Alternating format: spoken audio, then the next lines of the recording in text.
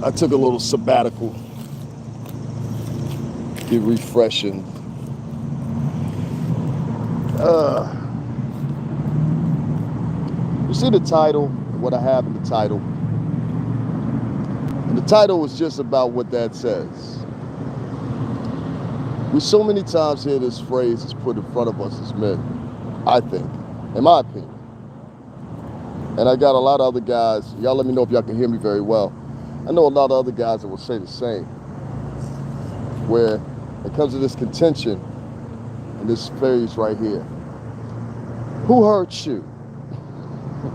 Guys, you ever heard that one? This is a discussion. This is not to take place of bashing. This is just discussion. And within this discussion, when you hear this phrase, who hurt you, it really implies that someone hurt them and they're not trying to force their opinion of what happened to them in their situation on you. So therefore, we have to paraphrase it as you. It has to be you. Well, I'm here to say, no matter what side of the spectrum you're in a relationship, what gender it is, whatever your sexual prowess may be, one thing stands clear is this: men and women get hurt in relationships. So what makes it fair to say that your hurt supersedes mine because of gender? I saw a story not too long ago. What's going on, y'all? I saw a story not too long ago. I'm going to pre-log this because I want everybody to get in on the conversation. I know everybody's just tapping in now. There was a story about a woman down in Florida, right? And the woman down in Florida, she had married this man just recently. I think they were maybe 10 months into the marriage. And she had married this man to death do us part. She meant it. She meant it. Oh, please believe that she meant it. Oh, she meant it. I'm going to prove to you how she meant it. Hold on one second. Give me a second. Tell us, David. Tell us the shit. I'm going to tell you. This woman, subsequently, after 10 months of marriage, went into a parking lot with who she believed was a hitman and was ready to pay that hitman such amount of money to kill her husband. And had this Poe's hitman not been instead a cop, well, we won't know what would happen to this man. We can have any theory we want to. So my point is, as I always say, sometimes it's just good goddamn police work. Sometimes it's just good goddamn police work. You understand? You got to understand that. Now, the reason I use that as an example is because of this. If a man went through that, went through the trial, this woman was convicted just recently, not too long ago. Hey, Leela, what's going on?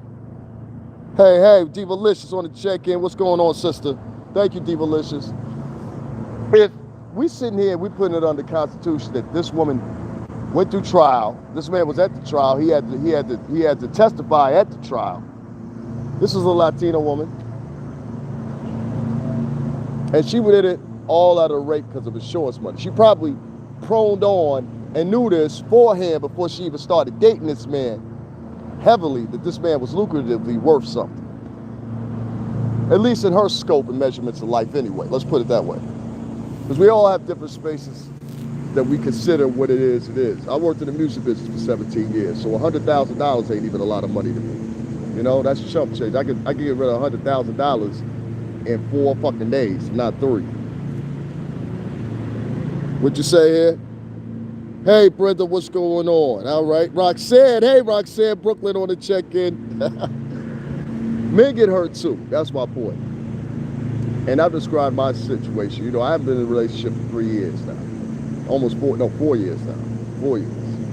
And my last situation ended badly. You know, and I know other men that have gone through the same thing. So when a woman says to me, who hurt you? I automatically say, no, somebody hurt you. And you're trying to protect yourself, and this is a protection mechanism that you're using because the pure simple fact you don't want to get hurt again, and I understand it. But what makes you think it's only privy and paramount to yourself? That's where the narcissism kicks in. See, this whole tone of who hurt you? My rebuttal nowadays is why? You know the bitch? Quite frankly, You know, it was a time in this country we could talk like that openly. I'm trying to continue that measure. I'm glad Eddie Murphy's back and a couple other people are back. I wish people like Rodney Dangerfield, Andrew Dice Clay, I wish those comedians were still out. But, you know, they're still touring. Well, not Rodney Dangerfield, but Andrew Dice Clay is. Why? Do you know her? Do you know her? Fair question. Or do you know somebody like her? Is your girlfriend like my ex? Is your sister? Is your mother? Is your auntie? See, we raised a question at that time about accountability, and a lot of women can't deal with the term of accountability. Hell, Eve couldn't deal with accountability, and that bitch brought a snake and an apple to the fucking Garden of Eden. May man fall from his grace. God bless our souls. And depending on what religion you believe in, he had a wife before then named Lilith. Lilith couldn't contend with what was going on. She refused to bow. He thought he was making her closer to Eve by making her a part of his rib. And the contention for deceit, the contention for manipulation, the contention for narcissism all came into play in the same execution of one move, which was the biting of that apple. One segue from temptation led it to now brother killing brother and all kinds of other malice and everything else you see in the world. And the story has been repeated. Cleopatra, many others throughout history. Too many to name. Elizabeth Bathory, she was part of this narcissism. She believes she can live forever. It's all in contention to want to live forever or have the preconception that you're going to live forever. Vampiric in its nature, to be quite honest with you. Succubus, whatever you want to name it. This is what it is. Make no mistake about it. The base moral structure of the idea itself, no matter how it is executed, this is proven by Darwin and many others. No matter how it's executed, it's still the same end game. You cannot escape it. It's inevitable. It's inevitable. Now, as surefire as your ass woke up this morning, lies in the contention of accountability again, and where accountability lays. It doesn't have a difference between the genders. And that's the question I'm really raising here. Because when I say, when a woman says to me, who hurt you? And that it's actually a turn off to me. You know, it's a turn off to me. Conversation is enlightening to me. Conversation can describe whether or not you're going to have a 15-minute session with me or an hour and some change or more. Sexually, socially, or any otherwise. Off your conversation. If your conversation is fluid as a woman, and it's not in the premise of, oh, women are going to worry about themselves. You can never escape that, man. So don't think a woman is not going to be worried about herself. Of course she's going to be worried about herself, but she's going to put the time and the interest. Now, I'm not going to let the men go free here. She's going to put the time and the interest in a motherfucker that she thinks is specific to the diagram that she wants to fill. This is why you see many of women, a real woman out here, there's some real champion women out here. And that's why I said I'm going to start this series about that, because there's a lot of women out here that have put some men on. Oh, yeah, it's a lot of them. Even if the men had some money, them women put that money into places that those men wouldn't even have thought possible and made it fluctuate sometimes 3-4 times more than what it was originally worth. Again, why I always talk about stocks on this channel. Very important. Anybody want to learn anything about the basics of stocks, hit me up. I've been single for 6 years, Davin. I'd rather be alone than be in bad company. I got to ask a question with that. Is it the men that you're picking? Oh, man, let me tell you. There's 4 types. There's Bad Juan, Bad Brad, and Bad Naquan. All 3 different cultures, but all 3 of them motherfuckers rotten as shit. Oh, I've seen it all. I've seen Italian guys right in front of me beat the shit out their wives. I've seen black dudes right in front of me beat the shit out of their wives. I've seen motherfucking Spanish dudes definitely, as they get drunk, beat the shit up out of their wives. Oh, I've seen all three of them. I'm a guy, been on this earth for not a long time, but long enough. That shit is as sure as far as you go into the bathroom and you see all different races of men. Well, this is a particular practice that's been going on through all types of men for decades. Even the terminology wife beater and tank top, that's what, I mean, you know, you get the synergy with that. I mean, it's self-explanatory, you know what I'm saying, guys? One of the things that sticks out the most for me is this. Sometimes you have women that pick these men and they pick them based on their own weaknesses or things that are familiar with them. Case in point, if you get a woman, in my opinion, that grew up with a mother and father, you get a different dynamic type of a woman. But that father has to have a compelling sense of who he is as well. And maybe not in his youth as a father, but definitely in his elder years as a father, I believe. Meaning you have to then start at some point around about 6, 7, if not earlier, you know what I mean, implementing moral structure. That's what I mean by that. And whatever your moral base is, whether it be Jehovah, Christian, whatever the hell it may be. But what I raise is, are these women picking men? Because I see it so many times. How many times do y'all see stories now recently? And I point them out to you. And you guys know I advocate a lot for women. Okay? So don't get that twisted. You know what I'm saying? That's why I can't stand when I get one of these motherfucking loudmouth motherfuckers come over here and I'll be like, hold the fuck up. You know who the fuck you talking to? You think you're crazy? I'll show you crazy, motherfucker. Every now and then you have to do that. The rest of them I just block. But if you say something too extreme, like about my mother or father, my father's passed, you know? So that really hits hard when you say something about my father. I'll go off for you. Now, I ain't got to put my hands on you, nothing like that. I ain't been known for that, never ever will be. But I'll cuss your ass out. Or I'll hurt your feelings while I leave. Is it the men that you girls are picking?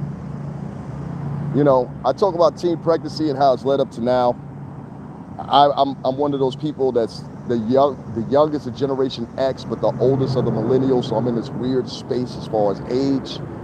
And like, I remember going to school with girls and guys that were 12, 13, 14 years old having kids. And some people will put in the question at that point, well, where did you live? Oh, no, it has nothing to do with that. I always lived good. Last place I lived with my mother was corporate apartments. I had my own bathroom, she had her own bathroom. We had a freaking washer and dryer, working fireplace in the place, fucking sauna on the grounds, a golf course built around the place, you know. No, wasn't that. Because even my mother had her own things, you know, after she had dealt with my father. I think many mothers have. And this leads into the question, are they influencing the children and now the women and the men that you're dating? And I think it's a connection there. See, if you're 13, 14, 15 years old and you're having a kid, what the fuck can you actually teach your kid? I believe this, I stay believing this, I will always believe this. And I think repeatedly seeing it in society, the differences between men specifically, the differences between black men and Spanish men are so and I point those two out specifically, and I see it more and more now with white culture too, specifically in Italian culture. I grew up around a lot of Italians and Greeks, so that's why I always point them out. Now that you see it, you see like there's this difference, and it's so apparent, it so sticks out, it's crazy. You have like 4 or 5 tiers of subcultures living within black and Latin culture right now. You have the collegiate types, you have the ex-jock types, or the current jocks in a collegiate atmosphere or pro. You have another segment that is dedicated to the fuckery. You know what I mean? We going to shoot up 5 buildings, let's go. We going to rob somebody's grandma, let's go. You know, you got those types that we all are setting protocols within the structure. I wish that I could get out a little bit more. We're all setting, and as you can see of many other vloggers like myself, you know, and I would say to say Stratosphere because those people follow me. Doggy Diamonds, the Star Report, and many others. Whether you follow me or don't, you are aware of my what's the name, because you speak about me on your shows, and I appreciate it. Because Doggy Diamonds didn't say nothing bad, he just misunderstood me. That's why I did that rebuttal video. And I say in the video, for anybody that throws that out, me and Doggy Diamonds is a friend. He's a friend from the, you know, from the aspect of the music industry, which we've both been a part of, reluctantly and happily sometimes, both, but beneficial nevertheless. Shout out to BMG, Interscope, and Atlantic, and Arista, which is BMG. Back on topic here. These 13, 14, 15-year-old parents have real, and I'll get back into the more tears in a minute, but I want to keep on the diatribe here. These 13, 14, 15-year-old parents have created some of the most worst monsters you have ever seen in your fucking life. Throwing it back to the internet, and I just watched an interview today, Yale University here in Connecticut. Yale University in New Haven, Connecticut did a poll. This was on MSNBC, it was also on Fox, a couple other different agencies. And they speak about people that have a lot of followers. Like, I have a lot of views. I'm at almost 1.8 million views, and I did this in 9 months, right? And I say all the time, a lot of it has to do, if not most of it has to do with my connection to Bad Boy Entertainment. And then there's others, y'all, that come here because you actually like me and like what I have to say, and I'm actually honest about everything. Like, you can't get more honest than me. Like, I put everything on the tray because I have a backup plan for the backup plan. So trust me on that one. Yeah.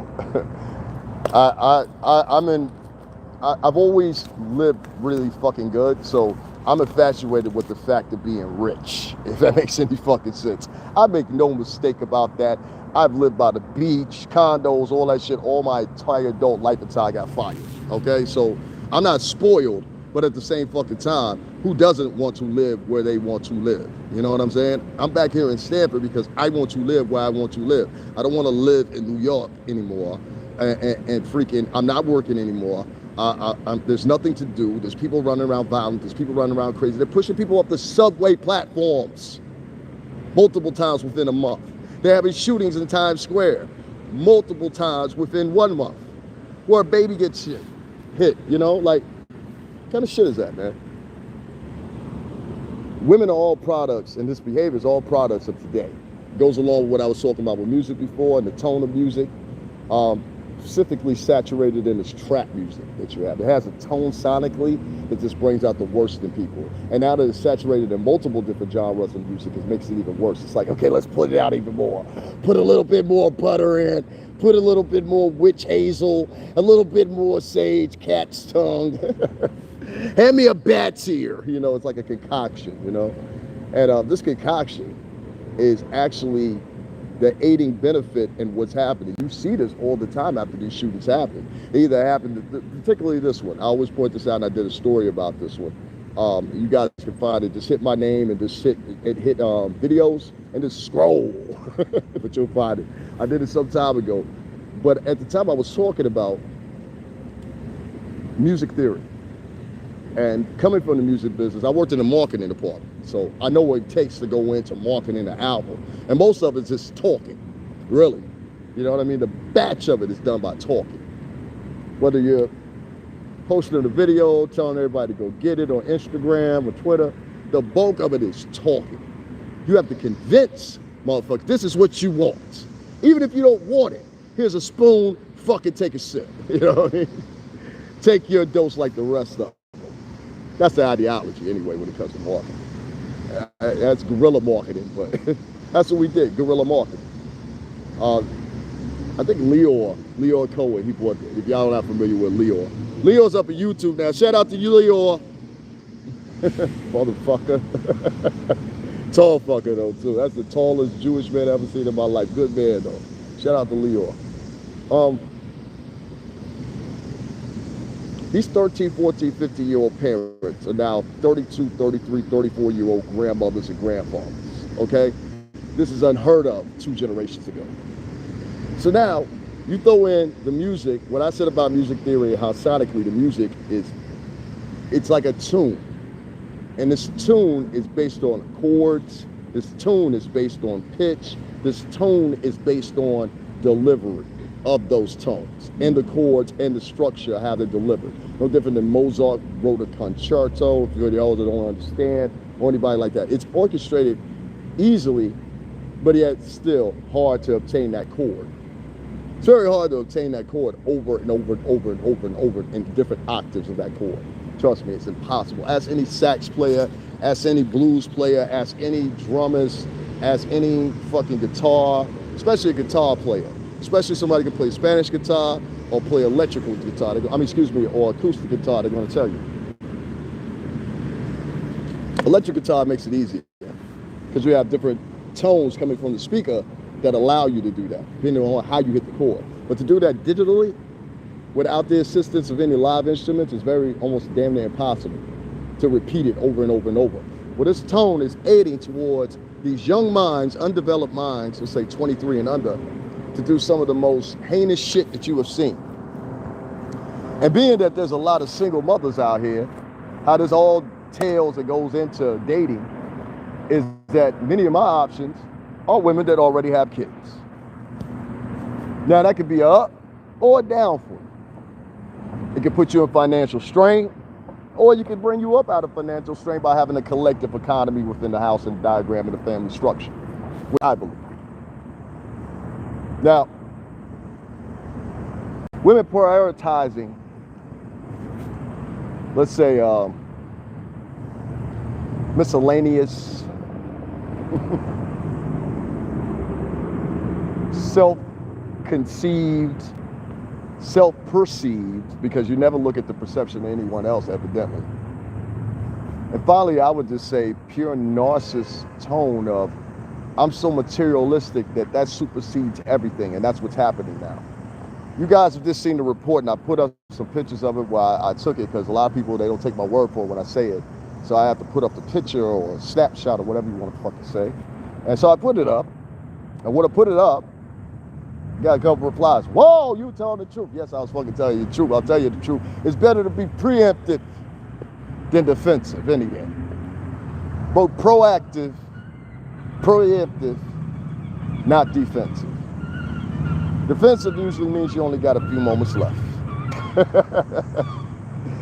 But remember when I said that. Defensive is like what happened in Israel not too long ago when they bombed that, the hell was it? I just talked about them the other day too. Al Jazeera building. Now they should have known they would have got caught in the motherfucking, the fiasco that was going out there. But they said, nah, we got to stay in this building and fucking report this news. Get everybody out on the field. And everybody else get them home or get them out of the area. Get them to a hotel out of the area while they bomb. It's a conflict between an extremist group. Well, the kind of same contention is like right here when I point this out. Maybe not as extreme, but still the same contention. You now have many terrorists around you. And these little mini terrorists, they come in different forms. You have the extreme mini terrorists. You have the many this vocal terrorists. And they're all an extraction off of the music, off of the media that saturates them, off of everything they watch on the internet, which is usually in the negative, not the positive, even if it's, they said the biggest trick the devil ever played on the world was making you think he didn't exist. They say to people, my grandmother used to say, watch people that smile at you after they stared at you for a second, because that means they motherfucking didn't think the best of you. Always kept that in head. My grandmother grew up in Lynchburg, Virginia. You know what I'm saying? So when I say this like this. You cannot, ladies, you cannot keep dating at the same fashion you're dating. You are producing some of the nastiest little motherfuckers society has to have. And the sad thing about it is, ladies, a lot of you, you're doing it by yourself voluntarily. Now this is especially fearful when you have a boy. And I'm not saying this any less when you have a girl. She goes out and has some wayward pregnancy, which is, we're going to get into the segue of that in a minute. But I just want to concentrate on the boys because I want to point out the boys just as well. These boys that are raised by solely women, they don't have a lot of values that men have. Now, I'm going to be quite honest with you. I got a pickle. My pickle been with me for a couple of years now. We done went through bathrooms. We done woke up, you know. My pickle and me, we done seen it all. If you know where I'm leading to. So me and my pickle know a little thing about pickles. You know what I mean? I deal with one every morning I wake up. Men don't differentiate that much. You don't believe me? Follow some men to the bathroom. It'll be all racist, won't it? Follow some men to the football game. It'll be all racist, won't it? Follow some men to the TV screen, nearest one in the airport or anywhere else. Look around you and see what you see. You'll see men of all different races, creeds, or whatever, but one interest. But the same thing goes for dating. Our interest is procreation most of the fucking time. Or the act of procreation, which is likewise still stimulating. But within that act of procreation or actual procreation coming, which would bypass what I'm actually about to say, is conceiving. Oh yeah, conceiving. See, we haven't taught kids safe sex in the extent that we should have the last 2 generations, in my opinion. And as a result of that, and then you amp it up with the internet, these boys think that they're supposed to screw everything that's moving. Now, we thought that too when I was younger, I ain't gonna get it wrong. But now you got middle schoolers and them locking the bathrooms because the middle schoolers are in there prostituting. This is in New York, New Jersey, and some parts of Connecticut. The middle school girls are in there servicing men. And the reason they're doing it so easily is because they're doing this at the school. You understand what I'm saying? Mama's on drugs. Mama really don't care. Mama don't get home to 12 o'clock at night because she in school. Mama went to work. She worked at McDonald's. You know, whatever. And I ain't making fun of a woman that work at McDonald's, but what I'm saying is, these women ain't at home to watch these girls or boys. Now, particularly the boys. The boys lure a lot of these girls. Don't make no mistake about it. I watched the story with a man in Georgia, had just got out of prison. And I'm gonna give you an example of what I mean. This woman had 2 kids by this man previously before he went into prison. This is now his 5th, 6th time in prison. You understand? Now that's not to say that you can't change, but motherfucker, let's just say I'm gonna need some time. Give me some time to get used to you, the new you. You understand what I'm saying? As a result, and I talked about this before, this woman was stabbed to death because this man had a hissy fit. He had a hissy fit. I'm gonna read y'all a comment, give me 2 seconds. He had a hissy fit, and he said to himself, you know what? Fuck that, I'm gonna kill everybody. So he killed her, killed his own daughter, and stabbed up his son, speaking to him and having a mini conversation before he tried to kill his own son. But whoa, what he didn't realize was his son was still alive. And he had shot him. He didn't shoot the other 2, he had shot the son though. That little boy lived. That little boy now got adopted by a sheriff that was actually one of the first on the scene, the white family. They came to save him, not to say that they're any better, but I'd rather see him in the arms of a sheriff than a criminal the sheriff got a motherfucking arrest, wouldn't y'all? And it's a damn shame that nobody was up to par enough to supersede the sheriff gaining custody of this little boy. And if I had to make any motherfucking guess about it, they wanted to keep this little boy away from this monster-ass family. This dumb motherfucker played his own lawyer. Told you the biggest trick the devil ever made on the world was make you think it didn't exist. So he goes in there, into the courtroom, screaming and shouting as his own lawyer, his own counsel. And then it comes to a point where there's a teleprompter. If y'all not familiar with that, that means it's basically a video call, would be Facebook call, IG Live, whatever. And the little boy is now got to pay testimony in the court. And so now this little boy's got to recount everything that happened to him. And what he says is, he says, you know, playing as his own lawyer, this freaking nut. He says, do you remember me doing anything to you? He said, the little boy now describes what he did to him. And you shot him and you stabbed him, you freaking nut. You know, this is what you did. Well, he says after that, he says, what? did I do to you? And I just cringed when I heard that. I cringed when I heard that. What did I do to you? What did I do to you? If I was on the opposite family, the mother's family, I would have made sure there was at least 15 of us in the courtroom, because I know something gonna pop off. But you wouldn't have to worry about that sentencing, old boy. Kill my motherfucking niece and nephew. I say we take your immediates out too, so they don't do the same thing, because evidently this is in the bloodline. Now, I believe in shit like that. A lot of people don't believe in shit like that, but I do believe in that. You believe in herd immunity, don't you? Well, if you believe in herd immunity, that's part of herd immunity. That's part of herd immunity. There's too many motherfuckers that are not up to par DNA-wise, whatever wise, that are having children. And these children are now batched as adults around us. So now you got all these mentally ill, career criminal ass ethics. Baby, just go get pregnant real quick. They're gonna put you in a housing ass. Take everything you can from a man. And then the men, baby, go out there and hustle a girl and move into an apartment with her. Baby, listen, only thing you gotta do, the mothers, I done been around guys that the mother is teaching them how to gain weight. But then you asking as a woman, what's on the dating plate? What another woman served up. I've been saying, yep, you're right. You hit the nail right on the head. You are 100% right.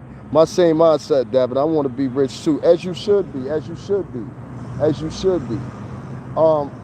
It's not about being, I'm going to answer that too, because I don't want that to sound like narcissism, because it's not. When I made that statement, what I mean about it was like, look, I'm still young, but you got to take a contention that and I'm going to get back into what I was talking about here, but I have been in the music industry since I was in my, like, I think I was 21, 22. So yeah, like 21, 22. So basically my whole adult life, you know what I'm saying? That's all I've ever been around is millionaires, you know, whatever state we in at the time, Miami, Florida, whatever, you know what I'm saying? And the same events almost every year, you know, Memorial Day weekend, All-Star weekend, all that stuff or whatever. So we ate like them, lived like them, you know, whatever, stayed at the same places they did, same parties they did. After the party, we'd be at the same spots, even if they didn't even show up. We have invites. So and that's the type of lifestyle I've lived. So when you say rich, it's like, you know, some people outside that spectrum would think rich is $100,000 for them.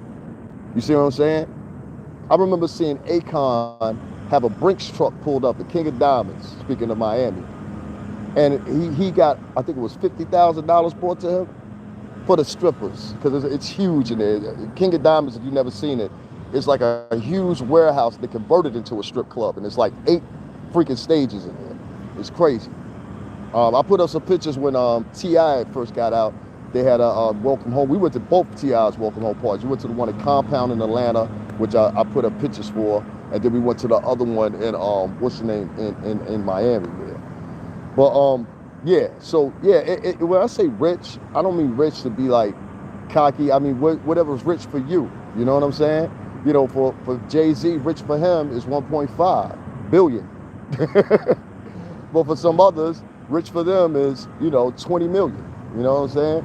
Now you can still have the same conversation whether whoever's more lucrative or more opulent than the other. That's the hindsight point.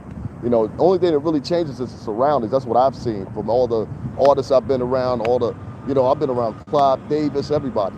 So, you know, I in the conversations I've seen, they take place pretty much in normalcy, not in really in a tone of, you know, gluttony. Right? Yeah, I guess that's the best way to describe it. So I hope I answered that when I said that. Rich doesn't mean that you're not, the people that I've seen rich, they've never pulled up the 1540 Broadway, or, you know, that was a BMG building, or in the 50s up at Interscope. They never pulled up. I've seen guys pull up Labs, you name it.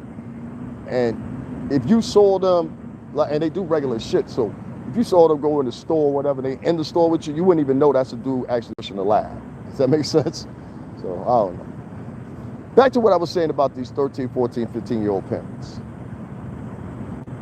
I think Joe Biden's plan that he has available was one of the worst plans he could have ever done. And I'll say it like this. I think he should have instead done it with some type of stimulus instead of giving this $250 credit or $350 tile text credit.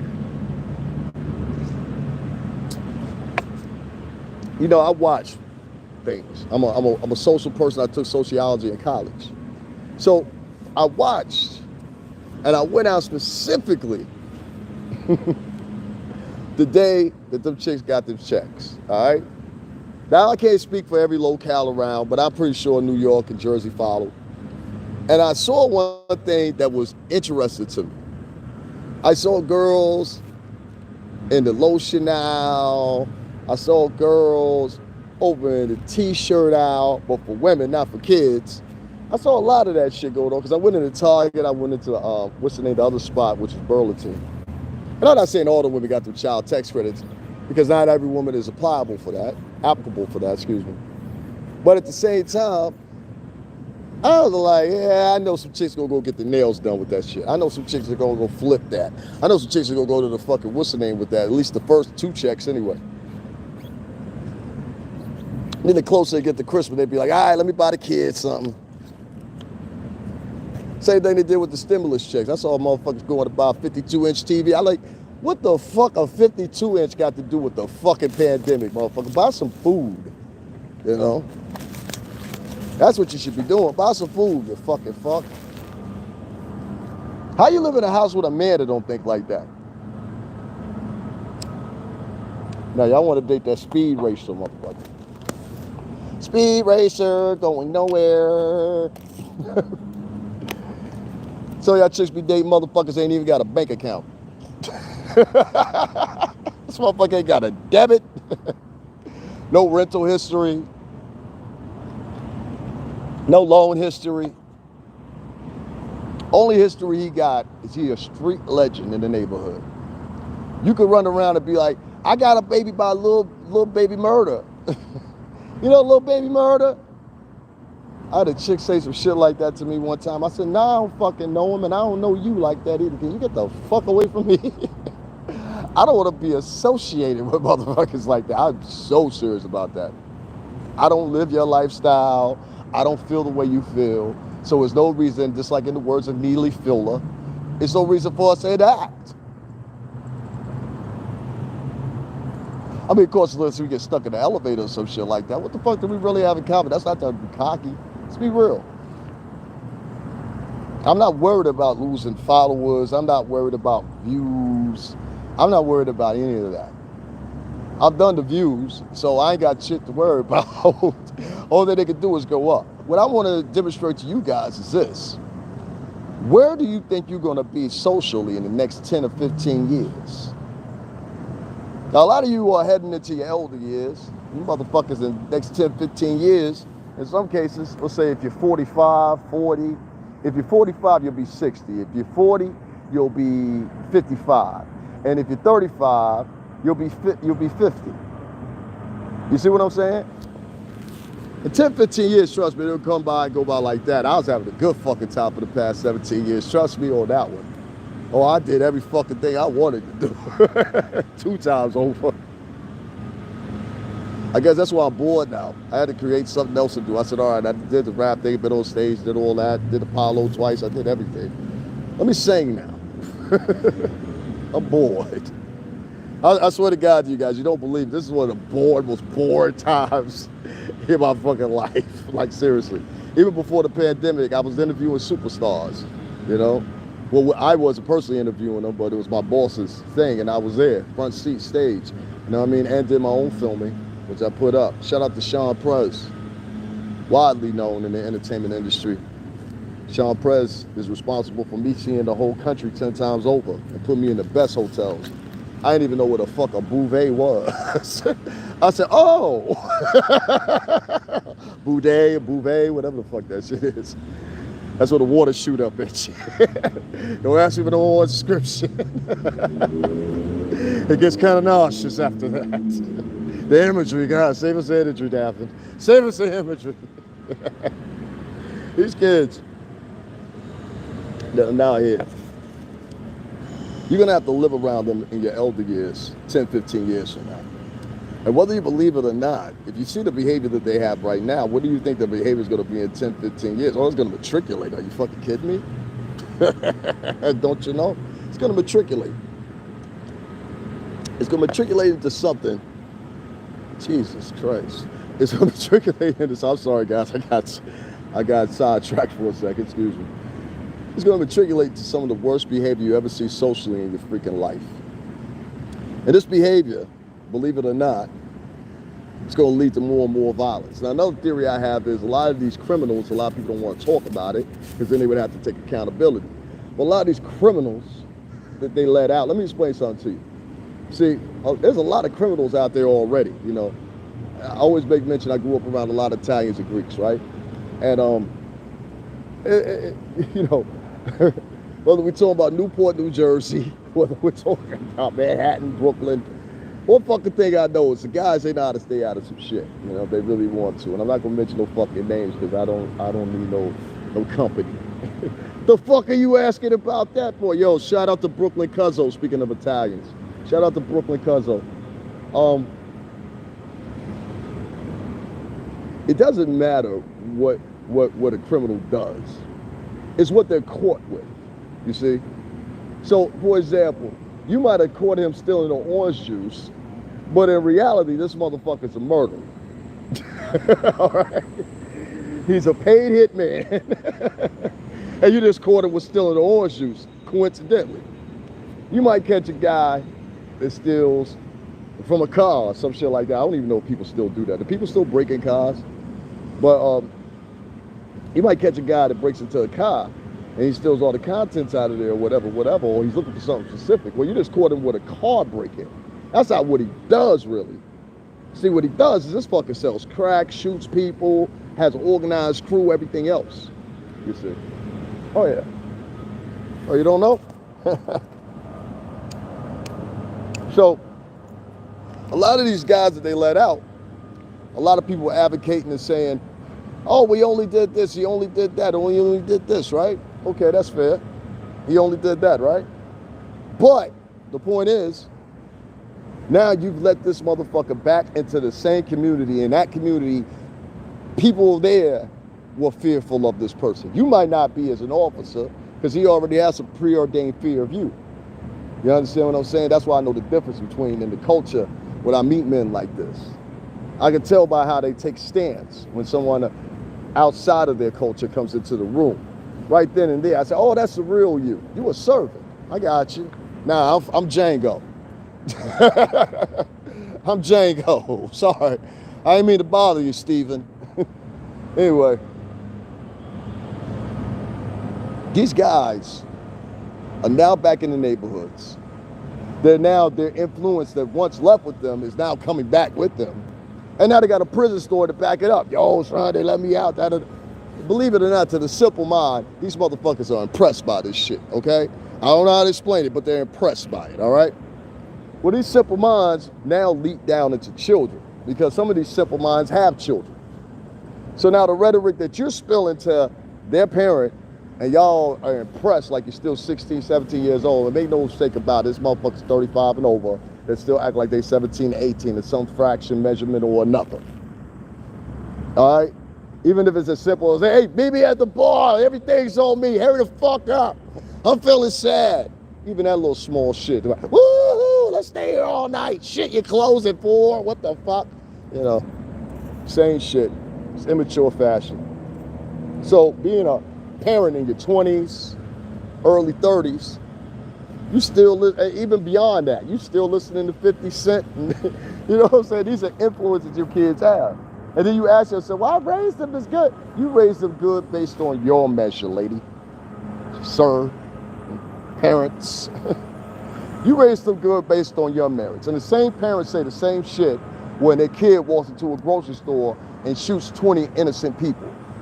We didn't know Johnny was in the fucking bedroom, put together a gun. How did he learn how to shoot? Because you weren't paying attention to Johnny's ass. Boys need men around them. They don't just need men around them, they need good men around them. That's why I halted down on being a father. Besides my work career, I mean, you can't be in Miami and then have a fucking kid. That shit, I ain't want to be that daddy.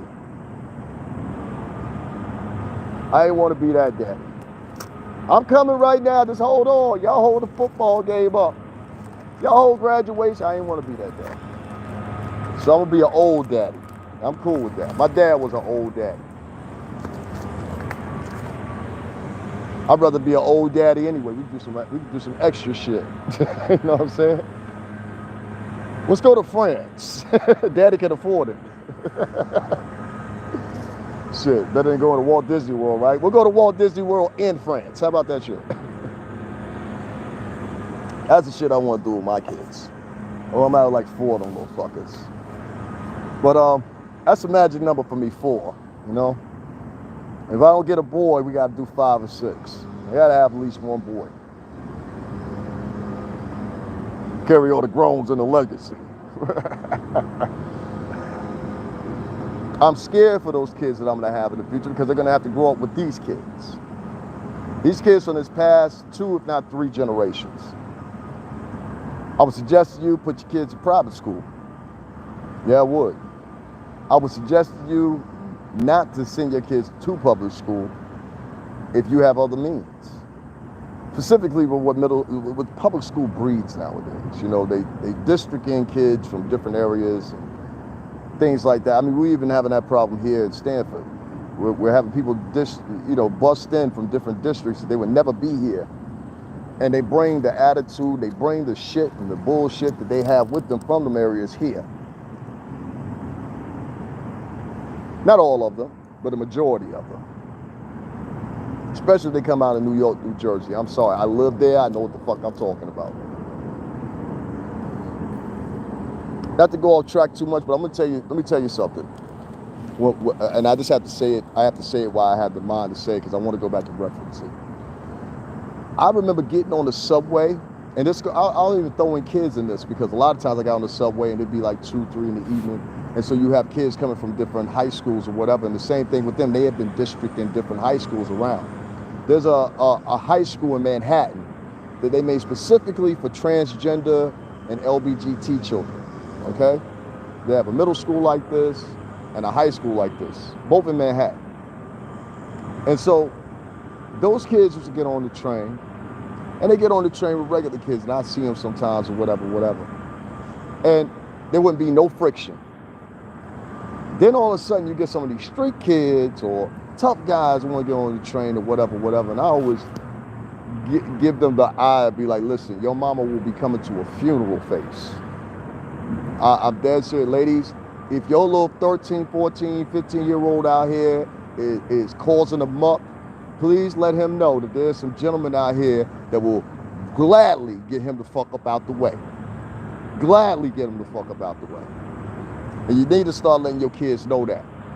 Everybody out here didn't have kids when they were 12, 13, 14, 15 years old. I couldn't imagine coming home and telling my mother or my father, I just got somebody pregnant. Now, I'm not making no knock on anybody that did have that lifestyle, and I'm not saying all specifically that all the children that are gated, that act like that, are from that period or from that diagram. But what I'm saying is there's a lot more out here that are. Because when these same kids got on the train, what I would always see is the friction would go up in the air. Not only would the friction go up in the air, it would be this vibe that came with them. You know, like you didn't even have to look at them and be like, something's not right here. You know, it's just this. I don't know if it's sonically or whatever the case may be, but it's just this vibe. It's just like it's eerie. You know what I mean, guys? And I would see them mess with the other kids. And people on the train, you know, they're gonna mind the business or whatever. But it was unfortunate. You know, it was really unfortunate that even though they were in these high schools that were specifically for them, and they were annexed from different boroughs, they still had to come out of that little subculture and area and come back to reality in the world. And I think that's what a lot of people need to come back to. All these kids out here are not good kids. Jack the Ripper was a kid.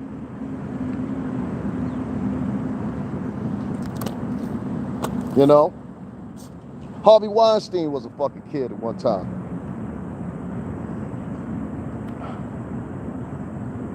Some want to say Bill Cosby. Bill Cosby was a kid. Hillside Strangler, he was a kid. Jeffrey Dahmer, he was a kid.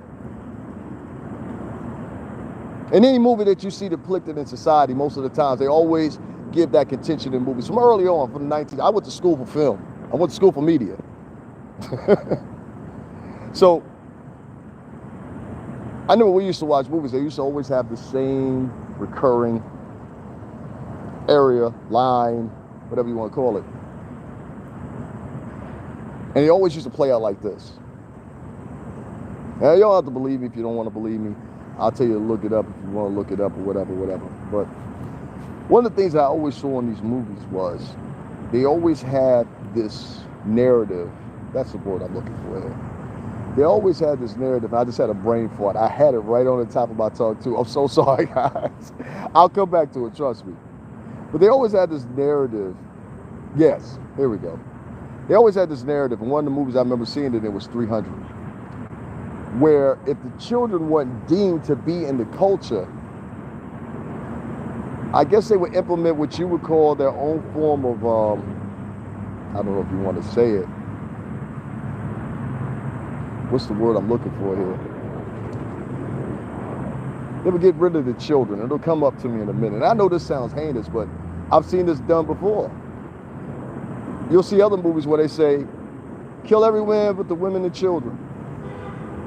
They keep the women, procreate with them, conceive with them. The women would conceive.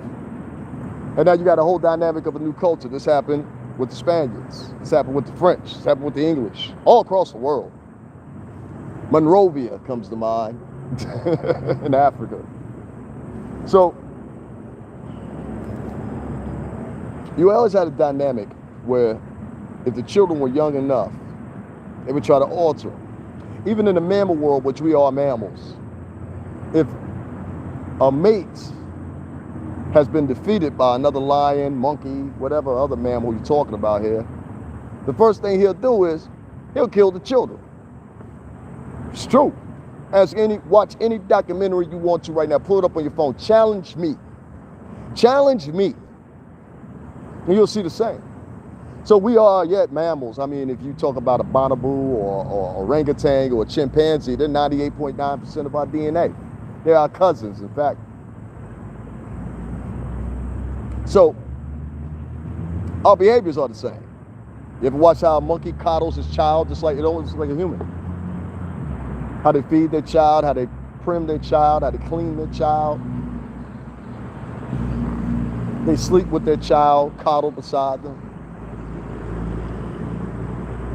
These are attributes of mammals that are in sequence. It's a natural behavior. So I pose the question when I say, these same little, excuse my French, these same little motherfuckers are going to be the ones in the dating pool. And since we're sizing up and shortening the values within the dating dynamic, because now dating consists of who looked the best naked on Instagram. I can't think of it. I don't know about y'all, but I can't think of how many pages I go through. Sometimes I can't even open my IG, especially if I'm like on a train or something like that. I'm like, it's a 50-50. One day she's got regular clothes on, the next day, you know, it's like, wow, here you go. Here's the world, you know. There's nothing wrong with that, but you can't comprise your whole goddamn thing of that, you know. Let me tell you guys something. These young kids that they got out here, they don't care about you. Seems like they despise people that are over, I don't know, 30. And they really, really, really, really, really don't have the same value system as you. Don't make no mistake about it when you interact with them and think that they have the same value system as you, because they don't. This is why you see 90 shootings in Chicago. This is why you see the uptick of violence in New York City, where they have to dub it the summer of violence. These are all being, in fact, executed by a certain demographic. And what I'm seeing is the victims, their ages, always seems to be in sync. 30 and over. Let me read what some of y'all said. You hit it right on the head. Thank you. Hello, David. Just tuning in. I will catch up. Hope all is well. Thank you. Hey, Shalonda, how you doing? Hey, David. How are you? Hey, how you doing? All right, they're about to have integrity. These children are young adults. Yeah, I mean, like, would I use all that example of orangutans and everything like that? I wouldn't call your children animals. What I'm saying is the compromise here is they're both of the same structure, DNA-wise, and in fact, it seems like, you know, is a symbiont. So a symbiont means, you know, something that walks upright or bipedal. So it would have seemed to me that the behaviors are the same in the world. So why is that dynamic, even though it may be more extreme, why is it not utilized within the human dynamic? You know, a lot of people have a lot of theories about COVID-19, right? I'm gonna keep going here a little bit more because I want to actually merge this back into what I was talking about, the dating world, and what originally I was talking about. But my dating options are slim, you know? My dating options are slim. I mean, to be quite honest with you, even though I haven't had, fuck it, I haven't had sex in a couple of months, but even though I haven't had sex in a couple of months, I can't, before you could at least find, everybody used to say it, a F buddy or something. You can't even find that nowadays. How much you pay? So it's like almost like paying like a prostitute. That's why all the guys have the joke. Shout out to Kelly Holcomb for putting that joke out there. The joke about the $40. You know what I mean? If you one of y'all know that joke. And not for all women. We're not going to sit here and say that's for all women. But for a lot of women, yeah, that holds content and holds true. The guys, they help fuel it. The guys, every time they got their goofy on, their goofy face, and they look like some of the monkeys I'm talking about, no matter what race they are. Take it off for me. You know what I'm saying? They fuel these girls by giving them the likes. And that's what that Yale University study was about that I had mentioned earlier. The Yale University study was about whether or not social media actually impacts society now. And it does. And how much of an impact based on influences and likes does it? And what they found was people that have more followers tend to be more heinous, things I mentioned, tend to be more salacious, tend to be more extreme, whether their value system, whether what they're talking about, whether what they're preaching, or whatever the case may be. And that's fine. That's what the person you want to be, that's the person you can be. And I have a lot of followers, and I have a damn sure a lot of views. I'm almost at 1.8 million. I put that up before to show you. But I've never taken the turn and been salacious unless I have to be, you know? These people are being salacious daily, voluntarily, based on the likes. And that's what the Yale University study was about. How much does this affect the cerebellum? How much does this affect dopamines? And it's comparable to having a drug. It really is. It's comparable to not only having a drug, but depending on the stimulant that you're injecting or whatever you're doing. This has, in turn, made the world a little bit more cold and less empathetic. Because a lot of people take those personalities that they have online and they now try to bring them out as like almost like a walking avatar. You know, the word Android suggests that, the operating system on our phones. You know, Android, version 3.0, it's an extension of you. You know, that's what will be an Android. It's an amalgamation of human and machine genetic parts, you know? So that would be the extension of you. And if you don't believe me, like I said, I worked in the marketing department. I saw one of the best metadata collection examples in the world where Facebook started tailoring what you searched on Google towards its ads. So maybe earlier in the day, you searched up apples, where to purchase apples on Amazon.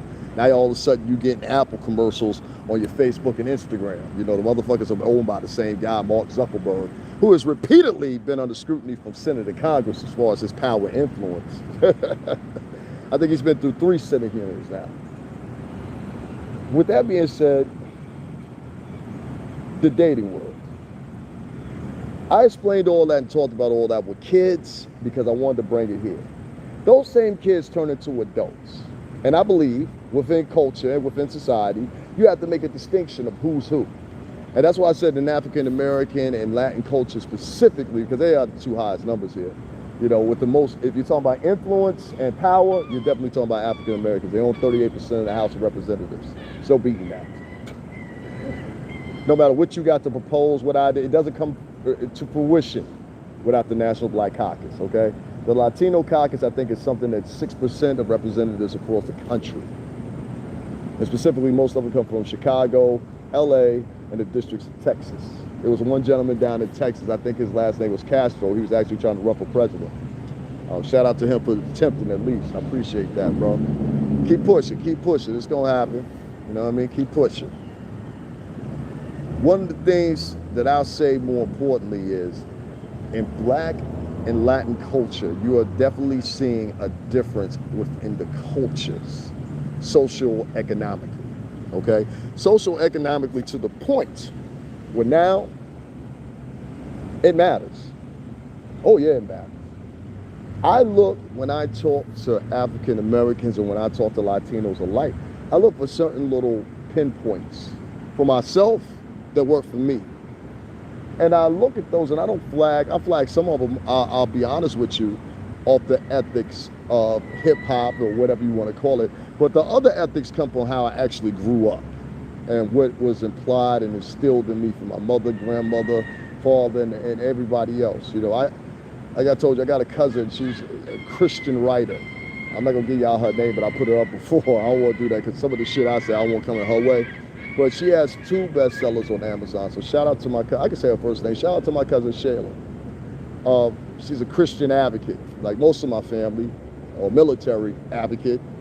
I was never in the military, but the rest of my family was. I grew up with Shriners around me and everything else, you know. That was the way then, you know. So, yeah, I'm not going to disrespect my family, ever at that. I come from engineers and some good men, you know, good men and women. Teachers, my one aunt, Yolanda, she teaches special needs kids. And then I have an uncle, Tony, who works for, I don't know if you guys have ever heard of Norfolk and Western, Norfolk and Southern. They're a train freight company. They haul coal and everything like that or whatever. My uncle's the one that inspired me to, as I tell y'all before, my idea about my shipping container. Well, it ain't an idea no more, I got an LLC. But we just haven't actually built a project. And I'm sorry to go offline here, but I always like to say this about my uncle. My uncle built not only his house, but he also built my cousin's house down in Atlanta. And that was my inspiration for getting into these shipping containers and seeing what really we could do with them. And now I've become him.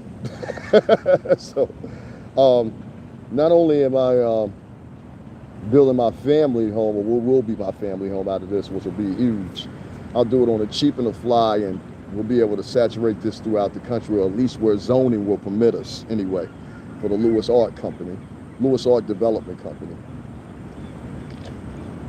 The Lewis Art Development Company. But, and we exist digitally. So, well, we exist as an entity now too. I have a digital LLC that I applied for, I got, and now I have a number. So I exist. That family dynamic, when I speak of, when I say I'm gonna build my family house, doesn't exist too much no more. It really doesn't. And it's sad because those morality structure points are now leaving us. And the fray and favoritism of what's going on in the gossip world, salacious world, or whatever else you want to call it. And as example, if you need any other example, go right now and hog off me and go to any YouTuber and see what their favorite story is for the day. And I guarantee it'll be something about gossiping about somebody, especially if it's one of the ladies. Now, we got all these different groups in the Black and Latin culture now that are broken up. We've got our collegiate types, we got our jocks, we got those that are hip hop. That's one thing. Then we got those that are ultra violent and are causing destruction within their own neighborhoods where there's already destruction and pending more destruction based off the pandemic alone and the ailments that the pandemic brought along. And with all the smart motherfuckers who used to be in the hood, nobody could come to the conclusion of that for some reason or another. You say you being oppressed, but you oppressing the same people around you. So who you fuck you work for? Who the fuck you work for? Y'all should ask that question in hoods around the country. If you killing 90 of us, but you complain about police only shooting 1, who really is the problem?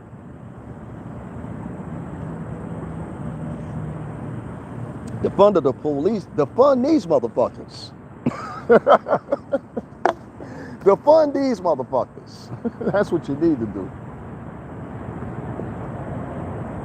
These are all attributes and characteristics that women and men are not only being influenced by within their household, all those subgroups, whether I'm talking about Latinx, the opulent batch that's out right now in both groups, whatever tier we're talking about within the subcultures, within Latinx and Latinos and actually Spaniards, because there's 3 different tones here in this country. Believe me, I've been around both, especially being at the hostels in Manhattan and in Lower Manhattan, which is this. There's a very vague difference between a Spaniard who is Eastern European and someone who is considered Latino from Latin America, which is the Caribbean.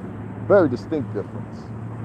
Very distinct difference. Even if you are from Latin America and you say you have Spaniard culture in you, it doesn't matter.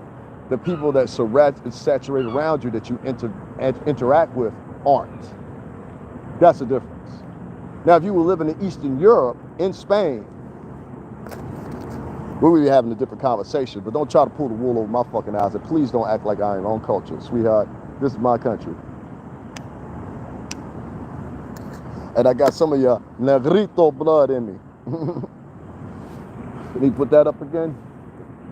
The point I'm getting at is, guys, socio-economically, we have come into a standstill now where a lot of these kids think just because they have money, that gives them an open opportunity to do whatever the hell they want to do. Set an example by former President Trump. See, you can say whatever you want to say about that, but what Trump told you was, the seat is for sale, and I'm going to show the rest of America it is. And that's exactly what he did. So end it with this, and I'll say this lastly. Women, if you are among the 72% of black women, or among the 64% of Latin women that are having children and raising children in this country by yourself, I salute all y'all that are doing a good fucking job. You should be commended. You should be patted on the back. I'm glad you got your baby into college, etc., etc. But hold up one motherfucking moment. This conversation ain't about you. It's about these wayward, thought, nasty, trifling, freaking generational poverty ass motherfuckers. That's the ones I'm talking about. Look how Ray Ray dance real good ass motherfucking chicks. Look how Ray Ray recite them rap lyrics ass chicks. Oh, that's the ones I'm talking about. See, you are putting your daughters on the climb for men of the future today. And all the shit that you instill in them, all the influences around them, mostly negative. You bought a $40,000 Mercedes, but you're pulling up into the A building. Makes no sense to me. You went to the dealer and put down $7,000 for that Mercedes. You owe 40 payments. But you're pulling right up into the motherfucking projects. You were teaching your daughter or son at that moment that monetary shit matters more. In the words of Melvin from Baby Boy, little dumb motherfuckers. I get on this page and I talk to black folks and Latin folks and white folks alike about stocks all the time. Stocks are worth more than a 401k plan. I laugh at a motherfucker's got a 401k plan. I say, well, you better not borrow out of it. You better make sure those payments are on time. And you better not ever lose that job. 2021? Good luck with that one. I be laughing at a motherfucker. Nigga, I walk past motherfuckers that are janitors. Janitors. I be like, do you know the financial motherfucking situation you actually in? And they look at you like Stink Meaner on the Boondocks. Have it now, nigga. Or like what's the other one's name? Ruckus. A nigga can't be nothing. Oh boy. I heard Master P say one time, I never seen my mama make more than $1,000 a month. That's an example of a man of color you should follow. Now, I wasn't born in the projects, but I've been through every last one of the roughest ones, got friends in them and all kinds of other shit. Shout out to Marcy, shout out to Tompkins. I went through both of them. The motherfuckers still beef with each other. I walk between both of them to this day. Don't nobody bother me. Everybody out there know me. Shout out to River Park Towers in the Bronx. I walk through there, everybody know me. Not because I was some fucking tough guy. No. These guys throw me over there because I was a stand-up guy. I always tell the same fucking story. Always had the same fucking narrative, and I have for years. And I'm not going to sit back and watch people destroy themselves without at least giving them an option or a direction to go. Now, a lot of your local black YouTubers will prefer to just keep the narrative going so they can keep a coin coming in, and you dumb motherfuckers donate to them. Oh yeah, you do. Shut your mouth. Yes, you do. I'll watch you. If I had a super chat up right now, I wouldn't get shit. It don't matter. Point again, that is sitting back and not telling these people what actually they're doing based on quick monetary instant gratification by a dime. And I've seen it happen, and I'll say it again. I've watched I don't know how many rappers firsthand that I helped market that they didn't have shit when they came in, and within, I say 8-9 months, they're all of a sudden a millionaire. They got CPAs that's now trying to dick them out of every dime they got. They got guys that are around them trying to milk them for every coin they got. They got the family members trying to milk them for every fucking thing else or whatever. They got leases on everything. They're renting cars to go here, go there, go here, go there. That's what happened to Young Buck. Remember Young Buck from G-Unit? That dumb motherfucker used to rent cars and then leave them anywhere. Oh, I thought they was gonna go pick them up. No, you owe now $4,000 on a rental that wouldn't have cost you nothing but under $600 for an exotic. That's why a lot of people have the question they ask, well, how was Black Rob broke? Well, that's how. Leasing things will make you broke. Trust me on that. It's the easiest conveyance to debt. Easiest one. I'll tell you guys like this, man. I know, I don't know, maybe 10 rappers that I saw go broke in my old time, my little career. And it's sad. I think the saddest one was to see Black Rob because he died. You know? And I say this again, we worked that man's first and second project. I was there. I worked it in the streets. I worked it in the club. I had the t-shirts on. We put up the orange stickers that said, whoa, all that shit. Me, Rome, Orlando, Vidal, Styles, we all did that. So make no mistake about it, we was part of Black Rob's motherfucking journey. Fuck out of here. We did that shit for weeks. We didn't just do it one night. We was at the videos. I'm in the video for Whoa. Did it up there on Bradhurst. You know what I'm saying? In front of the barbershop right there. I'm in the video. I got a white jacket on. I have a picture, I'll put it up in a little bit, of the chick y'all always see with the pastels, always covered up. That's in the club scene. And she's dancing on a pole. I got the picture unedited with her because I knew they was going to put the pastels on. Ain't nobody get what I was saying at the time. I said they're going to blur it when they do the video. It's appearing on MTV. Are you kidding me? I danced on MTV for 2 years. I know what the fuck I'm talking about.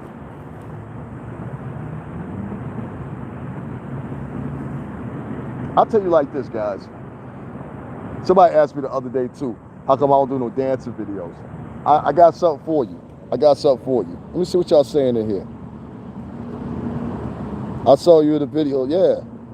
I was in that.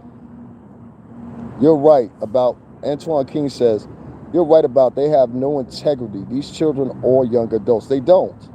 When it all does a person stop being easily influenced by things they do not know right to themselves or the community.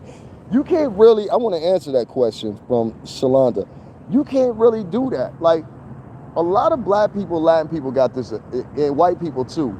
And that's basically where it comes from. It comes from the slave plantations, going to church every Sunday after you done work 6 days out of the week because the good Lord said so. But that's where this nucleus comes from, its genesis is, you know, whether you want to say that or not, you know what I mean? That's why I have no problem, you know, even though I'm half Latino, I never have a problem telling immigrants what I'm saying. And sometimes it gets confused by white Americans, but I've noticed after they've heard me say whatever I've said, it usually goes in the gist of this. I've done it on camera, so y'all guys have seen it.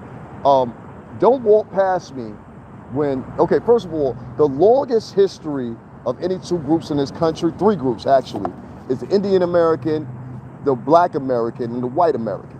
The Black Americans built the fucking White House. There's a platform there. You know, those were slaves that built that shit. That's not about pride or anything like that. It's about reality in American history. So, with that said, when I see someone that didn't contribute to any of this, but now is just here taking advantage of the system that has been pre-existing, a lot of the laws which I've proven before with Mindy Kaling. Mindy Kaling's brother, he's of Indian or East Indian descent. He cut his hair and changed very few attributes about it because it's still a Negro genome. I don't give a fuck how much you try to pretend you're Anglo-Saxon. I know what the fuck you are, and they do too. They're just giving you a pass. Oh, he's a smart one. Okay, come on over.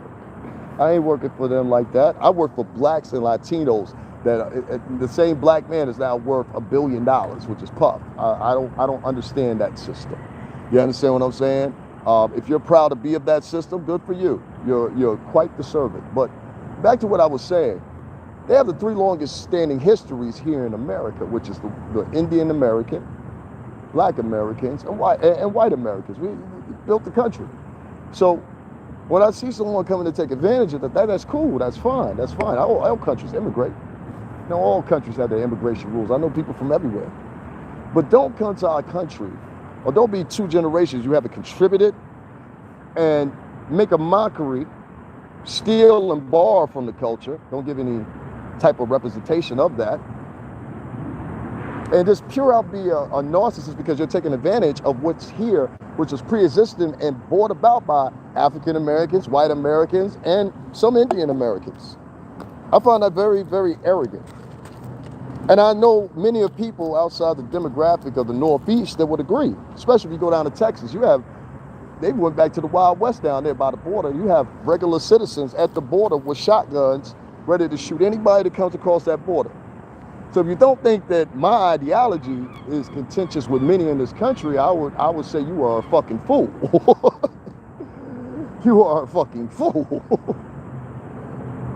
That's what I get more ups about or whatever. And I know these children are going to be integrating more and more and more. And there's nothing you can do to stop that. I don't wish to stop it. I'm just saying, stop the contention that you're better than someone. Prove it.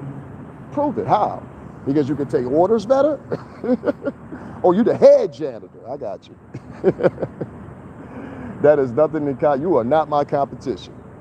I so many times had to say that I want you to take that with you too, like that Latin people. If you see a motherfucker fronting and stunting in front of you or trying to do something like that, please let them know you are not my competition. I've had to say that so many fucking times because people have their own preordained fashions, usually people from poverty. That's what I find most of the time. People from poverty have their own preordained fashions of what actually being opulent is. And so many times it's misconstrued. They think being opulent is having a nice car, or being opulent is, going around and showing the local niggas that you get it. You know what I'm saying?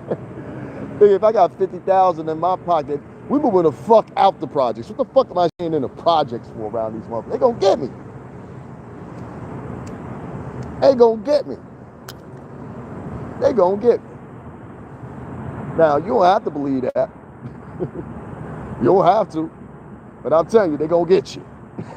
Sooner or later, they're going to get you. There's been enough movies about this shit. Y'all should have known by now. Ever watch Hustle and Flow? You know, there's enough Boys in the Hood. A couple other movies coming. Menace to Society. Baby Boy. It's always going to come up. I'm afraid with this mixture of children that are coming in from different countries, and I know it sounds weird for me to say that, but I really mean it. I think we're going to have, a lot of these kids coming in from other countries, and as they get adults, and they start becoming adults, And what I was saying about Minnie Kaling's brother is he pretended that he was black and got accepted to a California university, and they exposed him on NBC. There's a whole article for that. I'll try to put it in the description box for you guys to check out, along with another article that I want y'all to see too. When I say I am bothered by that phrase, who hurt you? And why my rebuttal nowadays is why? You know the bitch that did it? It's because I went through a bad situation in my last relationship. I make no mistake about it. My last relationship is why the reason I was in, well, still in the situation I'm in now. But out of it. And why I haven't dated anybody in 4 years, because I dated a woman who I'm not gonna say wasn't raised right, but was raised right, but the streets had her. Streets had her, not me. And I don't mean streets like she was justling in bars and clubs or whatever, but by influence of some women, sometimes you can become that person, whether you know it or not. And my mistake was letting her go hang with certain people. That was my mistake. Oh, watch who you broad hanging with. You don't know who raised them broads. See what I'm saying? You don't know who raised that bitch. In the words of T.K. Kirtland, who raised you? Who raised you? You know? Better ask that question. You find out a girl's ethics ain't nothing, or a guy's ethics ain't nothing, but what you can provide, get the fuck up on out of there. Run. Both of them motherfuckers up for the highest bidder. There's a guy, he's got about 3 or 4 girls. There's a girl, she got about 3 or 4 guys. In fact, if you talk to anybody online nowadays, you try to start a relationship online, I would say it'd be a 70% bet to say that chick is talking to you and probably several other guys at the same time. All right, that's just a reality. Now, you might be in the top 5, but she hasn't made a decision. Guys are the same fucking way. I know some guys that got like 9 to 10 girls they talk to online, so fuck what, you know. There's no moral ethics any fucking more. We can pretend all we want to. Look at the shit we've been watching for the past 30 years. If that ain't a conclusion to things, I don't know what the fuck. I grew up on the Terminator and Rambo. How about y'all? Why are we violent? I don't know why these kids are going to the grocery store shooting up shit. I don't know why he went to the Mandalay Bay Hotel and shot 500 people from the rooftop. Oh, he was mad because they were picking on him. They're picking on me. School shootings are up again.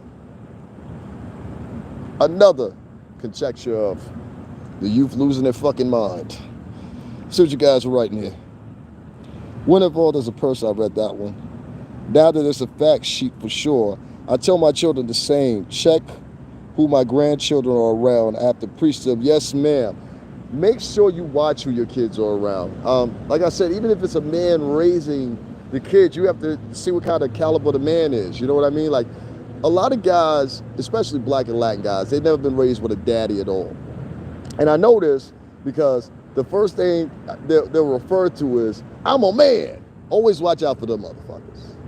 Always watch out for one of them motherfuckers. If you start the conversation, I'm a man though, or some of that ghetto shit, leave the fucking circumference of that person.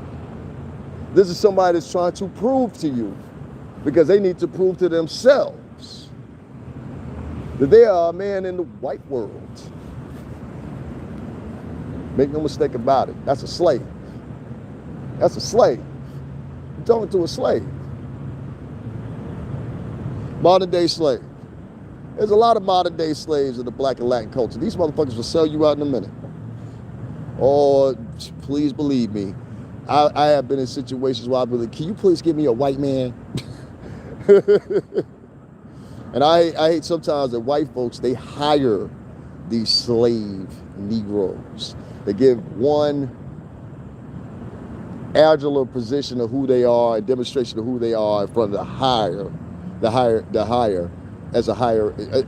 the hiree, and then give another demonstration of who they are when they're interacting with their own. And I know many people have seen this before. I've been in lines where quite literally, and white people will tell you this, I grew up around Italians and Greeks, where there's been poor, pasty, poor white trash in front of me, okay? And I'm the next one in line, and many people know Usually suit, tie, you know what I'm saying? I'm looking real sharp. Not suit, but you know what I mean? Tie. I'm usually look way different than I have been on camera. So I felt like I was pretty up to do, had my top hat on, everything. I was looking spiffy. I'll put up some pictures of me and that shit so y'all understand I'm telling the truth. And I noticed how I was treated differently from specifically a black man or a black woman, but specifically from the women. Treated real shitty for no reason. And I'm like, what the fuck did I do to you? Oh, who raised you? Comes back into mind. I just smoked my last damn Lucy shit. That's the first thing that comes into mind for me. And guys and girls, you got to start paying attention to who's raising these people that you're dating, because that's what I hear a lot of times, especially when they call in the Kevin Samuels show. These women come, yeah, you made it to college, yeah, I've got a beautiful career, and how much do you make? I make $80,000 a year. I'm so rich, but you poor. How much you owe out? Nigga, you poor. I hear these guys around here screaming the same shit now too, like little sissies and shit. Hey, dude, $80,000 a year, you had to pay to go to college, at least $125? Your ass is poor. What's your fucking bank statements like at the end of the month?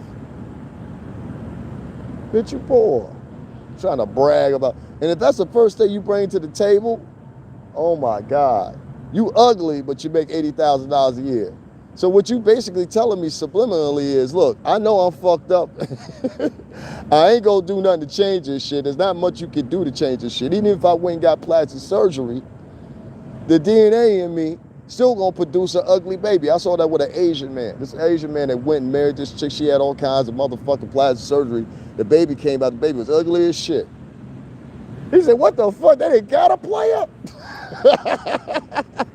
They didn't got a pimp? That plastic surgery is a beast. I don't know. Ladies, when you ask who hurt me, just remember this. Ask yourself, are you prepared to answer the question, why? Do you know the bitch? And if you ain't prepared to answer the question, do you know the bitch? Then shut the fuck up. And I gotta ask you, who hurt you that you gotta pose that question? Because what you really telling me, and I don't care who believes it or not, but what you really telling me is somebody hurt you, and this is your protocol to motherfucking answer to that. I'm gonna make sure that nobody hurts me. Nobody. So what I'm gonna do is I'm gonna project on other people that somebody hurt you. Because what you're saying to me is something that I don't wanna like to hear. And men do it too. Oh, men do a little nasty little game where they play on women and fun the women. You know, the whole time I was going through my little ordeal, I had several women ask me if I wanted to come live with them. Yeah, many of y'all know this. I could have been in the crib, knocking them down. What's going on? Hey. I could have been in the crib, knocking them down, living rent-free, slinging loose D. Nah. I've always been a man that had my own. You know what I'm saying? And I cuddled up out of that, and with the support of a lot of y'all too, but I do mean very few, you know? That's why I still get mad at Doggy Diamond for saying that shit. The community ain't come help shit. Community, my ass. There was some good folks on this channel. And I still need help, so, you know, it is what it is. But I'm gonna get on here and preach. It just ain't gonna be as frequent. I gotta see my shit build up before I talk some more. There's so much I wanna talk about. But when you ask who hurt me, lady, I gotta tell you this. It's really about who hurts you. And your protective mannerisms in which you evolve and engage with people that make you feel standoffish, almost masculine sometimes. I don't care if the woman's white, black, polka dot. Because I've seen it all demonstrated in all three of them now. And a lot of them do it off the contention that the man is a man of color. They automatically look at you and say, you don't hold the same amount of do they know they got them a broke-ass Brad. Broke-ass Brad. Y'all done seen broke-ass Brad in the grocery store. That's a motherfucker be walking around the grocery store, smiling and swooping, but I'm peeping the whole time. Yo, chick pushing the cart, motherfucker. You ain't got no money, little ass boy. Little ass boy. Y'all should call these broke brads out too. I don't give a fuck how much you run your hand through your, what the fuck? Every chick that I done, first of all, motherfucker, I had hair so long I could put in a ponytail. Everybody knew me for that. I cut my hair voluntarily. And this would look best on me, a bald head. You know what I'm saying? Ain't no contention, motherfucker. I can't grow this shit out and have some hair. It's about choice. You know what I'm saying? Second of all, rubbing your hand through your hair, broke Brad, or pointing yourself out as being a white man, what the fuck that got to do with you being broke, you bitch ass motherfucker? Another bitch raised motherfucker. Yeah, these broke Brads, these white boys, there's a whole bunch of them out there that was raised by single mammies too, and act like bitches. And other white guys will call them bitches. Act like straight bitches. Matter of fact, I would say the genesis for all this bitch movement to go out. There was a lady that wrote an article the other day and said, why marrying a feminist will make you the most happy. I said, oh God, these motherfuckers have truly lost their mind. Truly lost their mind, man. Goddamn shame. I don't know what this is heading. I don't know what society is heading. I really don't here to give my opinions as far as like shaping everything. But I can talk and contrast to me and the dating world, and you and the viewing me right now in the dating world, and I'm saying it's fucked up. And it's fucked up mostly by fucked up parents earlier, 2 generations, 3 generations back in some cases, that compromised all and had children at 12, 13, 14 years old, primarily by parents that were fucked up too. So we can really say 4 decades, 5 decades back, and produced these animalistic motherfuckers that you see today. What you gonna do about it? What you gonna do? Like George Bush would say, yeah, I said, what you gonna do about it? What are you gonna do about it?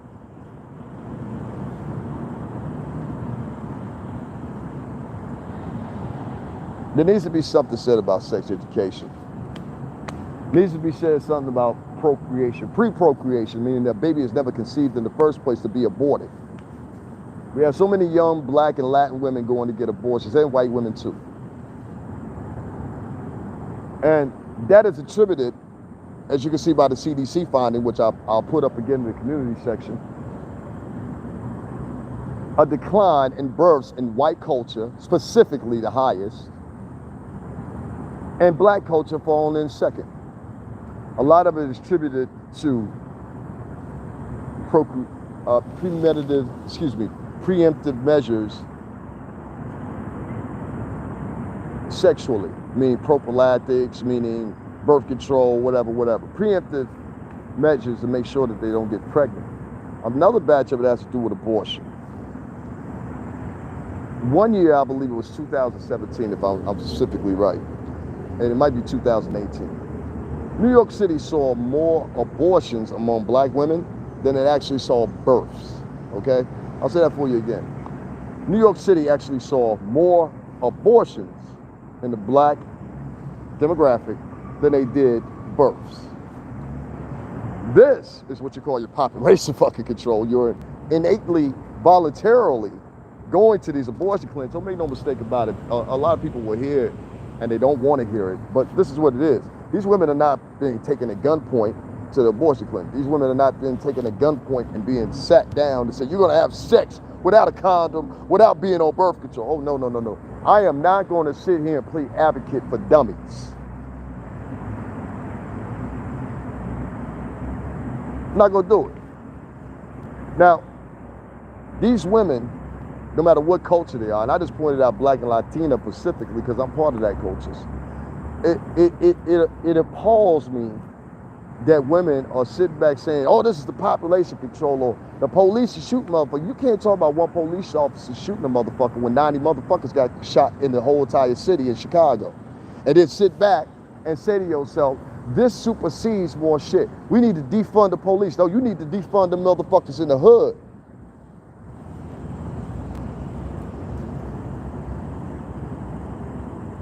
You are telling it exactly the way it is. Love you for that. These younger adult women and men need to hear exactly what you're saying and understand. I would hope so. I would hope so. But it's not. It's going to fall on deaf ears. See, You got to realize a lot of these, and I've seen it firsthand. I don't have kids, so I got to see it in an extreme that others have it. And the funny thing about it is, a lot of these kids, they grew up in what I'm trying to say when I mention the projects, and a lot of these kids, and I'll say it again, don't come from families that never made more than $20,000 to $30,000 in a year. Okay? So all they've done is they've heard song after song. They've seen example after example on the media. They heard the rapper or female rapper say whatever, which is the influence of a Cardi B, a Nicki Minaj, or the City Girls, or Megan Thee Stallion. You know, they've heard the influence of these motherfuckers even more so now in the past 10 years than they had previously. So this is the examples.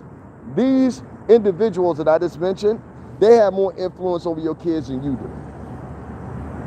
I'll say it again. Meg Thee Stallion, Cardi B, Nicki Minaj, they have anything they tweet has more influence than anything you say in your house. In fact, your kid, if you ask them to clean up their room, they'll say, huh?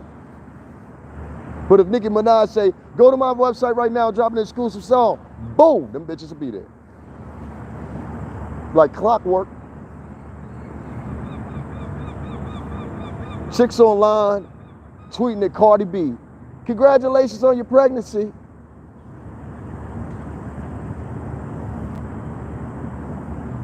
But ain't married, impregnated themselves, and they ain't got no baby daddy. That's your reality versus what you want it to be. This is why I always bring up the thing, and people think I'm being cocky when I talk about the music industry and me and being involved in the music industry. A lot of these kids are delusional. They're delusional at a point that there's never have been once before. You know, when I was younger, we believed in certain shit. You know? We believed in certain shit. I thought I could be one of the Avengers guys. Another point in my life, I thought we could be all like, I don't know, the Transformers. And another part of my life, I thought we could be like Cobra Commander, you know. There's always all different points of life where you think you could be something. But the delusion is now, is that the influence of these negative motherfuckers online that hide under the fracture of, oh, it's all about peace and love and fucking everything else or whatever. Watch people that say overemphasize the fact of talking about love and togetherness. Those are some of the most crooked, evil motherfuckers you ever meet in your life. Thank you for that. I appreciate it. Yes, y'all. Cash App, $STRINGERBELL80. If you guys like anything that I'm saying, please throw something in the Cash App. Also, PayPal links in the description right there. Thank you so much for that, Divalicious. I appreciate it. These guys that you have out now don't value substance. They value all the things of the ghetto. Anything that has to do with contrive with the ghetto, because they see it as money. They know nothing about true nature, if I could say, about opulence. They wouldn't even fit in the fray. They would think that what they have ascertained, and I know this because I've done all this shit, 10 times over what this shit is. Well, that's a fact. Everybody know that about me. The funny thing is, when you throw all this, you weigh it all in. The funny thing is, basically, you have somebody with a ghetto mentality that has a couple of dollars. And as they say with the analogy, a fool and his money will soon depart. That goes for the women and the men. But more specifically, the women. The women that put so much emphasis on what they have. I see some of these women out here, they look like fucking men to me. I'm sorry, I have to say it like that. They look like fucking men. Men. I've seen what all the accessories and all that shit. You look like a transsexual woman. You don't look like a woman per se. You look like a transsexual woman. You look like somebody that took the operation and turned yourself into a woman.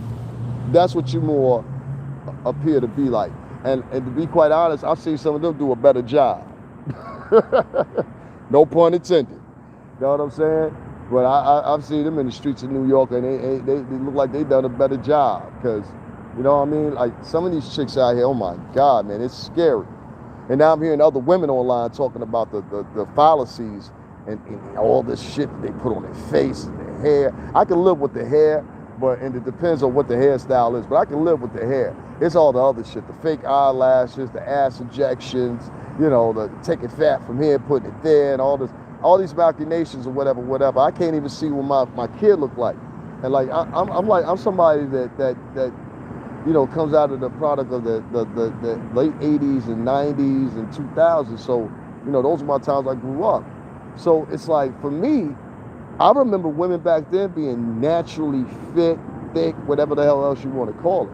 Every woman online now has damn near been surgically enhanced some way or another, and they follow the tradition of one of these rapper chicks they saw, stripper chick or whatever. I saw some porn actress died of cancer, RIP to her. And the shit these people were writing to her, it was like she was so much of an inspiration to me. What the fuck kind of demented shit is that? How is a porn actress inspirational to you? One motherfucker wrote, she was the, I swear to God, this is basically what he was saying. She was the first chick I ever beat off to. I was like, what the fuck? I was reading the comment section of this shit. This is the mentality of people, this do what thy wilt mentality is born upon us. Do what thy wilt. Say what thy wilt. It's here. I don't know. When it comes to the elements of dating, I will say to y'all one more time before I get out of here, do a thorough investigation of where your chick or your man comes from. You're always gonna find some dysfunction. You can't escape that. Every family's got their own L's and quails. But the extreme and the heights of the dysfunction is what you should be more in tune with and paying attention to. A lot of these kids, specifically Black and Latino, come from very disruptive backgrounds versus a lot of people that are Black and Latino that don't. And the same goes along with white culture, and I'll get more into that because people know I do my own little certain things about white culture as well. You cannot have this dynamic existing and prolonged. You can't. You just can't. If it continues, what you're going to see is you're going to see a bunch of faux decadence, wannabe opulence, but minstrel on the larger tier. Our motherfuckers running around bragging and boasting to no one but amongst themselves. Amongst themselves. I don't see the fun in that. I don't see the fun in boasting and bragging amongst yourself, but at the same time, you can't brag and boast at a higher tier. I could bring you in the rooms where I used to work at BMG and in the Scope at Atlantic. And I guarantee you, you would think with that little 80,000, 100,000, whatever a year, I know some guys in there that have that in their fucking pocket. Jim Jones walks around with more than 100K in his pocket. That's chump change. Been there, done that one. In the broader spectrum of things, if someone is coming from poverty and now interjected into that, it's the worst thing you could have ever done. These people that are coming and injected from poverty and they come into opulence, it's a very different mentality than people that have been birthed and raised around seemingly modest means or above. Very different mentality. Their mentality is purely about greed and trying to appear decadent, but in actuality, they're not. They're not. In the regular world, they would be the help. And some would consider still the help. And I was the help at one time at Bad Boy Entertainment. I know what being the help is. I was the help. It's what it is. Don't ever ask me again who hurt me. Because my reply is going to be, why? Do you know that bitch? Do you know a mama that raised her? And fellas, stop asking these women who hurt you and manipulating them on purpose. You're just like your mama. Two trifling ass bitches. Let me see who else was in here. I'm going to get up on off of here. Anton Queen, thank you. Divalicious Hair Extensions LLC. Y'all reach out to Divalicious. Thank you for rocking with me the whole time, sis. I appreciate it as always. Cullinan RBR, thank you for pulling the check in. I see that flag. I see that flag. Facts, white wine is white wine. When there's glass on its own, facts. I feel you. Who else was in here? Annette Foster, thank you, baby girl. That's my girl right there. Shot-town on the motherfucking check-in. Shalanda Lathrich, and thank you, Annette, too. Annette made 2 donations to me, man, this week, man. I really appreciate that, or whatever. And y'all do the same, man. Hit up the Cash App, man. Show some love and support, or whatever. So many other YouTubers that have support. I can't monetize my page, and this is how I make my money. I want to continue this, and people know I have had days when I do 4 or 5 lives, but I need that support. So $STRINGERBELLE. Also, PayPal link is in the description of my older videos, also my pinned comments. I'll update that after I get off here, as well as add the two links that I was talking about. But yeah, guys, my name is Davin Lewis. I'm, well, I guess still currently homeless, but getting out of homelessness or whatever. So I've had a long ride, man, long ride. Yeah. I know the entertainment business, so this is what I do. I get on here and I entertain people, give what I want. I give what I want to out, but I want to give out more to you. But monetarily, I need that possible. So that's my thing about that. But I wanted to say thank you to Annette and TMH Global. I don't know what happened to him, but shout out to that brother too. And I'm gonna hit him with another email too to see what's going on with him. I haven't seen him in here in a while. Brenda, what's going on? Anton Queen, Shalonda, thank you so much. Shalonda Lathridge. Divalicious again. Alelo Demaris, I think that's how you, Leela. Thank you for tuning in. I appreciate that. I know there'll always be more people on the other end or whatever. But guys, hit up that Cash App, man. $STRINGERBELL80. I even heard Gene Deal today. I gotta talk about this real quick. And I'm gonna do a joint about Gene and my update as far as like the next set of videos that released from his full interview. I heard Gene Deal say something very reminiscent to what I've said on my earlier videos. People want us to get up here and give all this information or give our opinions or say what we're going to say or whatever. You know what I mean? And people talk at the same tone about supporting black business. Well, this is our business. You know, Gene has a book that he's selling. I encourage all y'all to go purchase it. You know what I mean? When I'm in better means financially, I will purchase it myself. He's Bad Boy alumni, he's family, you know. He knows what I mean by that. And he knows exactly what I mean. That's why I said, you know, we ain't going nowhere. So, you know, the way that a lot of people in the music industry that view me, or a lot of people in the blog, they're like, well, why is this man's, and I had another blogger come and say that to me, why is this man's support system that comes to view him not supporting him? And I think that's a very reasonable question to answer. So whether it's 5, 10, 20, whatever, I've had other people donate $100, like Thomas, you know, and many other people, whatever. Please do that. Be encouraged to do that. I kick real facts. I talk about the truth. I don't really sugarcoat shit. I don't come on here and try to let my past experience from the music business and what we've been in the music business, and like I make no frills about it. A lot of the albums that I promoted, yeah, did attribute the tone of them sonically, attributed to, I guess, the scene that you see now. You know what I'm saying? So I make no murmurs about that at all. But I need to see more people in the music business actually be as open about that. I think Rich Dollars is. Shout out to Rich. I was with him and Sean Press now 2 weeks ago. I missed last Wednesdays. I had something to do, but I will catch this Wednesday's Prez. I'll be there Wednesday. Actually, I'll be there tonight, Prez. I'll be there tonight and Wednesday. As always, it was always Wednesdays before this pandemic happened. With Prez, we were doing films and taping at the location. So support your boy. That's all. I'll talk to you guys in a little bit. I'll be back to talk about a little bit more. I think I'm going to catch up on a couple of things that's grabbed me or whatever. There's some things I got to surprise y'all with. I got another post I'm going to put up today later on. I'm almost finished editing it, so I'll throw that up for you guys later on. And I'll probably go live in like another 2 hours or something like that. I don't know. I'm going to charge up, give me a coffee in me. Would you say? Thank you, Annette. Appreciate it. Give me a coffee in me or something like that, and then keep on about the day. So, guys, I will tell you like this: be good to each other. Remember what I said about this dating aspect. Look into where those people come from. You might be surprised. The whole family is shooters, but you went to Yale with me. You know, it happens. All right, guys, I'm out of here. Talk to you later. Thank you all for tuning in. Make sure you hit those like buttons a little bit more often. And thank you